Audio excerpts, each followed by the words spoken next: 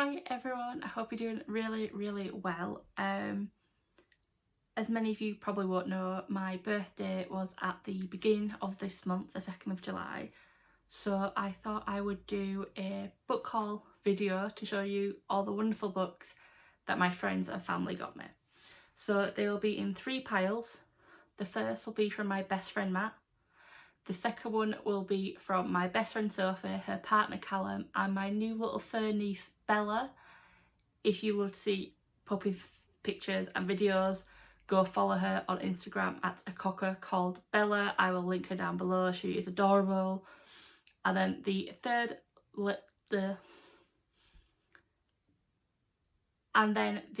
third pile will be from my 2 sisters. One who gave me vouchers because she doesn't go into bookstores and she just didn't know what to buy me, and the second sister gave me money because she didn't know what I wanted. So on to the first pile. These are from my best friend Matt. Thank you, Matthew.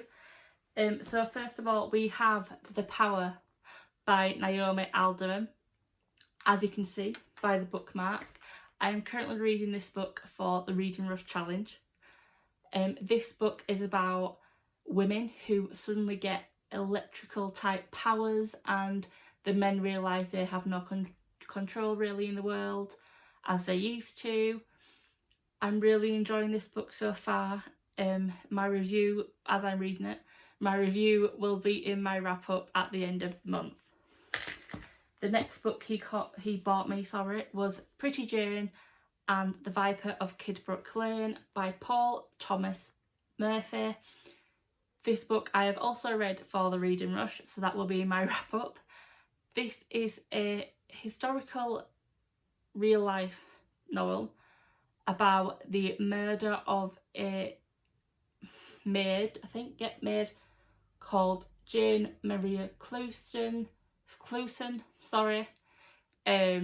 Paul goes over the trial and the evidence and what the police did right, what the police did wrong, and he wraps it up nicely at the end, and it's a really good book to read, so I would definitely recommend you read this. The next book he got me was If We Were Villains by M.L. Rio.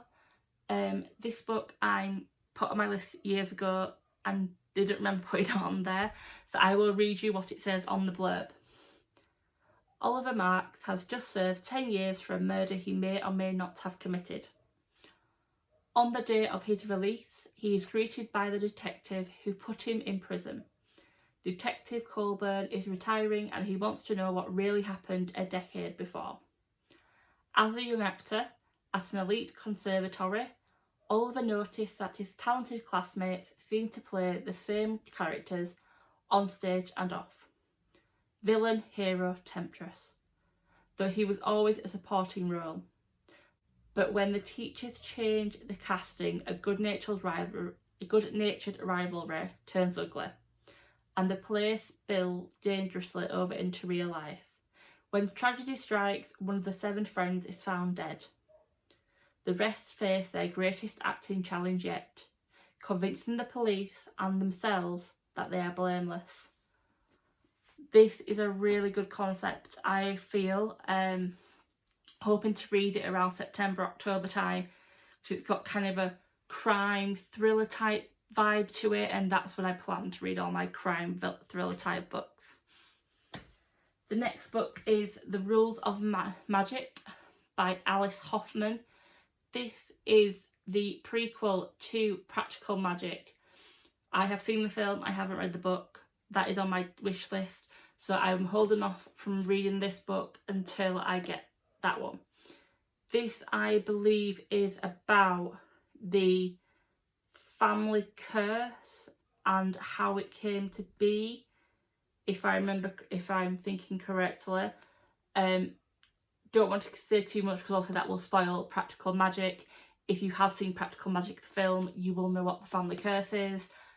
I love that film, so I'm hoping I will get Practical Magic the book and I will read these 2 in October, because I'm thinking I may do a witchcraft theme, which goes against this saying this will be read in October, so most likely September, October. And the last book that Matt got me was Platform 7 by Louise Doherty. This is a thriller slash paranormal, if I am correct. Just going off the blurb, that's what it sounds like. I'll go over it very quickly. It's 4 AM and Peterborough railway station seems deserted. On platform 7, the man on the bench thinks he's alone, as far away from the station staff as he can get. But he has company. Lisa Evans knows what he's about to do, as she tries and fails to stop him walking towards the platform edge and the approaching train. She is desperate to understand what connects her to this man. After all, Lisa was the first of them to die. So going from that blurb, I am thinking paranormal slash thriller slash mystery. Looking forward to this one. Again, like If We Were Villains, this will probably be read around September time. Although if I don't read them in September, because I have an inkling of what I might want to do for my TBR, then it will most likely be November. And that is the end of the pile that Matt got for my birthday. So thank you, Matt. Mwah. Love you. So the next pile I got from my best friend Sophie, her partner Callum, and my little fur niece Bella. So if you're watching this, because I know Sophie subscribed, thank you. First of all, we have the book Rage by Cora Carmack. This is a sequel to the book Raw, so I will not be telling you what this book is about. All you need to know is that I have read this book. I have loved this book. The third book, Rain, is meant to come out sometime this year. I've checked Waterstones, it's not on there for pre-order. If someone has seen it's on Waterstones for pre-order, let me know, please. I need to have Rain in my hands. Like I said, I have already read this book, so it will be in my wrap-up for the end of the month.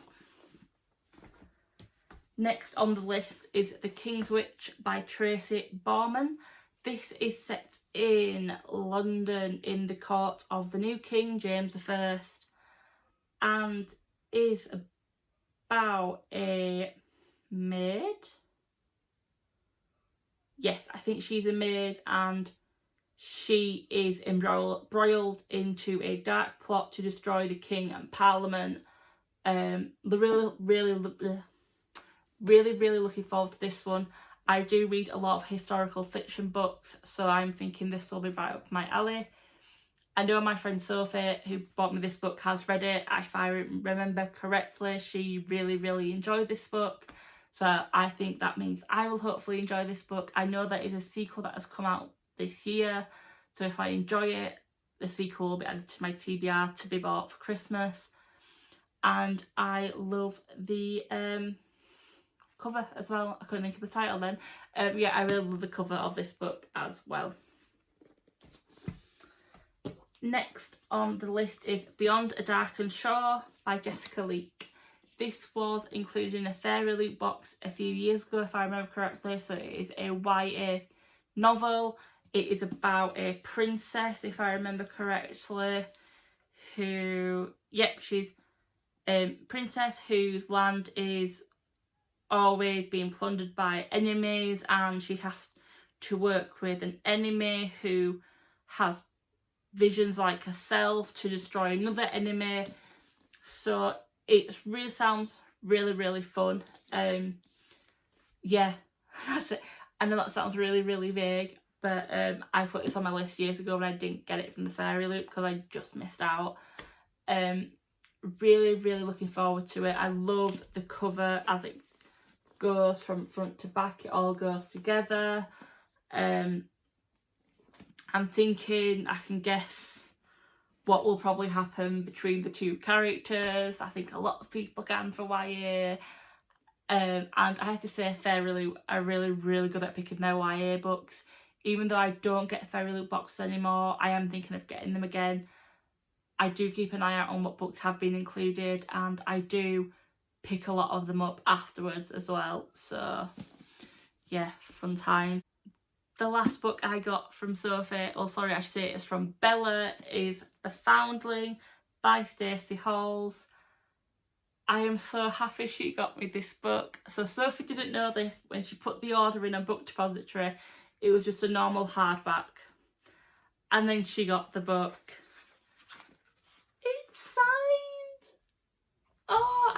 it so much. Thank you so much for giving me this book, Sophie.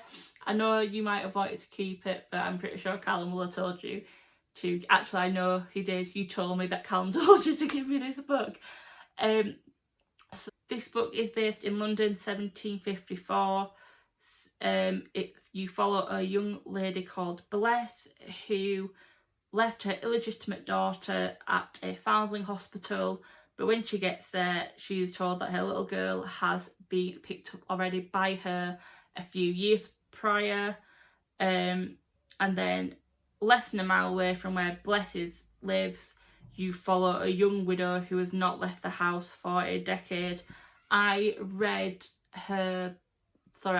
Stacey Hall's book, The Familiars, earlier this year. I really, really enjoyed that.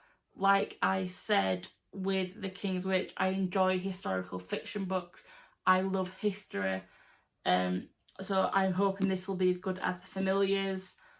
And I'm hoping Stacey Hall's will become one of my go-to authors to buy. So yeah, they are the books from Sophie, Callum and Bella. Thank you so much for getting me them books, guys. I love you so much. And you know me so well. Even though you followed my list, you know me so well. So lastly is the pile of books I got from Waterstones from my sister's vouchers and money. So Rosanna and Joanne, if you are watching this, thank you so much, ladies. Firstly, I got The Ash Princess by Laura Sebastian. I hadn't heard much about this book until I watched a video by Jesse Reeds, and he was talking about the third and last book, I believe, in this series. And I thought, you know what, that sounds really good. I'll have a look on Waterstone and see what it's actually about. I'll have a look on Goodreads, good reviews on Goodreads.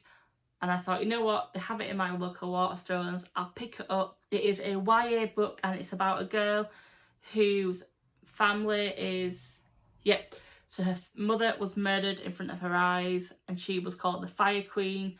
So the people who have overtaken the throne call her Ash Princess as a bit of a slur, and it's about her getting revenge on her family. Next in the list is A Declaration of the Rights of Magicians by H.G. Parry. I love magical books. I do. I adore them. This is about revolution and wonder in a world that's a little bit different from ours, and about unmasking a hidden enemy before the world falls into chaos and darkness. It sounds a bit like what happened before the next book in my pile, but it's completely different. It sounds really, really fun as it is about magicians and magic and things like that, obviously. It will be on my October TBR, which is when I tend to read the paranormal stuff because obviously Halloween. The next book on my list is The Well of Ascension by Brandon Sanderson. This is book 2 in the Mistborn, I'd want to say trilogy, but I know there are 4 more of this, so it might be series. This is the sequel to The Final Empire, so I won't be going into too much detail about this book. However, The Final Empire's tagline is what would happen if the Chosen One didn't win. So good fun. I loved The Final Empire. I don't read a lot of adult sci-fi fantasy books. I love The Final Empire. I really, really want to read The Well of Ascension, but I had a lot of books to read beforehand. This is going to be in my August TBR, so that might give you a big, big spoiler as to what my theme will be for that month. Really looking forward to it. I think it's over 700 pages, so it's going to be a book that I probably will read over a few days. Yeah, really looking forward to it. I would love to read the 3rd book straight after this one. However, with it being such a big one, I might give myself a month before I read it. Fourthly in this list is The Day We Met by Roxy Cooper. This is about 2 people. It's a romance, contemporary. This is about 2 people who are with other partners but feel drawn to each other, and it is set over 10 years. Yep, the tagline is 10 years, 2 people, 1 epic love story.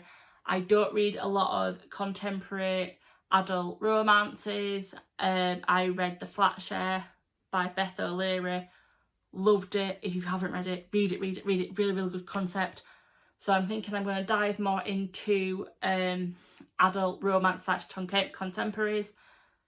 Really looking forward to it. The only thing that I'm a bit worried about is because they're with other people, if any book has cheating in it, it's an automatic 2 stars for me. It doesn't get above a 2 stars because I hate that trope.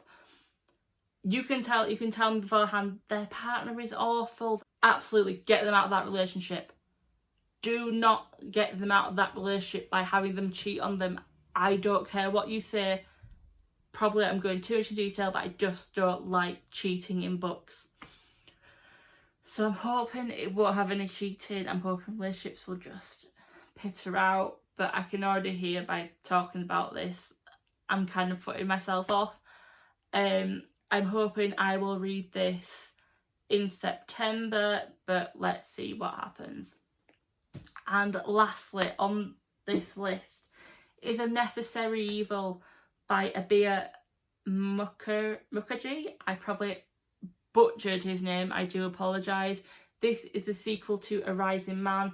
You are in India in 1920. You follow a captain in the British Army. As this is a sequel, I will not be talking about it. Definitely read A Rising Man. It was such a good book. I don't tend to read a lot of books that aren't based in the UK or America or Australia. My only exception to that is the Seven Sisters series. If you've never read the Seven Sisters series, go read it. Amazing contemporary book that goes from modern times back in time. I can't do it justice. Just go read that book. So yeah, really looking forward to this one. The Rising Man was a really good book, so I'm hoping this will be just as good. Like The Well of Ascension, this will be read in August, so I'm guessing you probably will definitely know what my August TBR theme is. But I will confirm that in the next week when I am filming that at my friend's house in Lincoln, because I'm going away for a few days. I hope you enjoyed this book haul. If you've read any of these books, leave a comment down below. Let me know how it was. Let me know if there's any books that caught your attention. Let me know if I got any of the book descriptions wrong, please. Like always, if you've got any tips or hints for better filming, let me know down below. If you want to talk to me, like I said, comment down below. My Instagram will be in the description box, and I always post a picture of the book I read, of the books as I read them, so you'll know when I've read these books. If you enjoy this, please leave a like. If you want to see more from me, please subscribe. Yeah, so that's it for now. I will see you all later. Bye.